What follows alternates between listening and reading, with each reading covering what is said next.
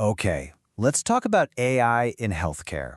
And let's be clear, this isn't some far-off futuristic idea anymore. It's here, right now, and it's kicking off one of the biggest transformations the medical world has ever seen.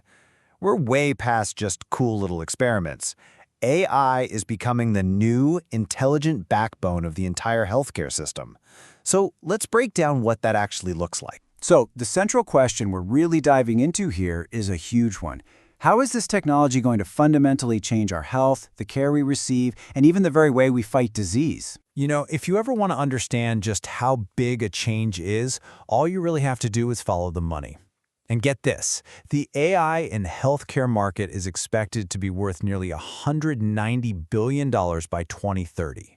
That's not just steady growth, that is a massive, industry-shattering number that signals a complete and total overhaul. So in this explainer, we're going to hit 4 key areas. First, we'll look at the gold rush of money flooding into this space. Then we'll see how this abstract code actually shows up in a clinic. After that, we'll explore the new competitive battlefield. And finally, we'll talk about the very real roadblocks standing in the way of this revolution. All right, let's dive right in with that AI healthcare gold rush. Seriously, the numbers behind this boom tell a pretty incredible story about an industry that is in absolute hyper-growth mode. So, you're going to see different research firms throw around slightly different numbers. Some say 110 billion, some say close to 190 billion by 2030. But honestly, the specific number isn't even the most important part. The real story here is the consensus. Every single forecast points to the exact same thing, an absolutely explosive growth rate of around 40% a year. That's the kind of signal you see when a market isn't just growing, it's fundamentally redefining itself. Okay, so where's all this money going? Well, while you definitely need powerful hardware, the chips and servers from folks like NVIDIA, that's not where the biggest action is. The dominant and fastest growing piece of this pie is actually software. We're talking about a massive boom in cloud-based software-as-a-service models. They're just so much more flexible and easier for hospitals to adopt. This is where the innovation is happening at lightning speed. So we've got these huge market numbers, but how does all that get from, abstract code and investment dollars into something tangible? Let's look at how this tech actually shows up in a real hospital or a research lab. The real game changer here is a technology called generative AI. For years, AI has been fantastic at analyzing existing data, finding patterns, making predictions. But generative AI is different. It doesn't just analyze things, it creates things. Brand new text, new images, and this is the mind-blowing part, entirely new molecules for drugs that have never existed before. That ability to create something new from scratch is what changes the entire game. And one of the most immediate, powerful impacts is on doctor burnout. I mean, we've all heard how clinicians spend hours and hours after their shifts just typing up notes. But now, so-called ambient scribes from companies like Microsoft's Nuance and Abridge are flipping that on its head. These tools literally just listen to the natural conversation between a doctor and a patient, and in real time, they create a perfect, structured clinical note. This isn't science fiction, it's happening right now, freeing up doctors to actually focus on their patients instead of their keyboard. But the impact on drug discovery? It's even more profound. The old way of making a drug could take a decade and billions of dollars. The new AI-powered pipeline is just a different world. You have AI that can sift through oceans of biological data to find new targets for diseases.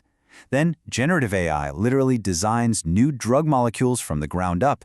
Then other AI models predict if they'll be safe and effective, all before a single physical experiment is run. In fact, a company called In Silico Medicine has already used this exact process to get the first fully AI-generated drug into human trials. Now, when you have this much disruption and this much money in play, you know it's going to create a whole new competitive landscape.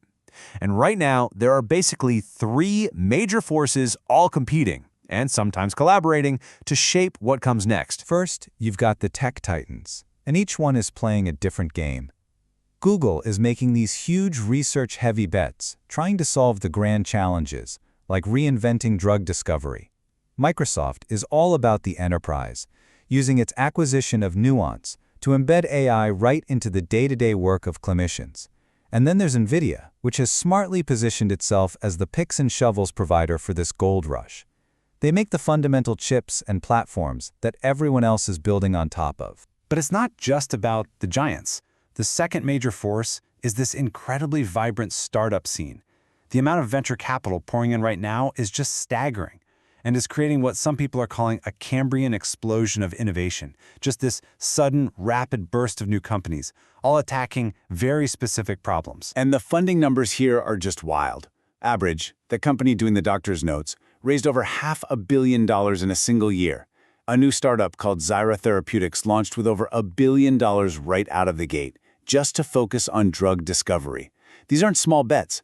These AI-native startups are nimble, focused, and they are attracting enormous investment to solve these very specific, very high-value problems. But of course, this revolution isn't going to be a simple, straight line. For every incredible promise, there is a pretty significant roadblock that we have to navigate very, very carefully. And that list of hurdles is pretty substantial. First and most obviously, you have data privacy. We're talking about our most sensitive health information. Then there's the huge risk of algorithmic bias. If an AI is trained on data that doesn't represent everyone, it could actually make health inequality worse. Then you have the black box problem. If a doctor doesn't understand why an AI made a recommendation, how can they possibly trust it with a patient's life? And finally, you have the practical stuff, the high cost, and the sheer complexity of plugging these new systems into old, clunky hospital IT. Regulators, meanwhile, are racing to keep up. You've got two main approaches taking shape. In Europe, the new AI Act labels most medical AI as high risk, which means it has to meet really strict quality and safety standards.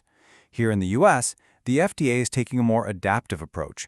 They've created something called a predetermined change control plan, which is basically a framework that lets these AI models learn and get better over time, but in a safe, pre-approved way. At their core, though, both approaches share the same idea. The bigger the risk, the tighter the rule. And all of this leads to what might be the single toughest question of all. When an AI system contributes to a medical error, who is actually at fault? Is it the programmer who wrote the code? Is it the hospital that bought the system? Or is it the doctor who ultimately trusted the AI's recommendation? This is sometimes called the problem of many hands, and it's a huge legal and ethical gray area that we are just starting to figure out. So if you're going to take one big thing away from all this, it's this. AI in healthcare is no longer about a few cool niche tools. It's quickly becoming an intelligent, integrated fabric that's being woven into the absolute core of how we research, deliver, and manage medicine. And that really leaves us with a final critical question to think about. The technology clearly promises a revolution. It promises to make our healthcare smarter and more efficient. But the real challenge, the thing we have to get right, is making sure the system we build isn't just smarter, but that it's also fundamentally fairer, safer, and more equitable for every single one of us.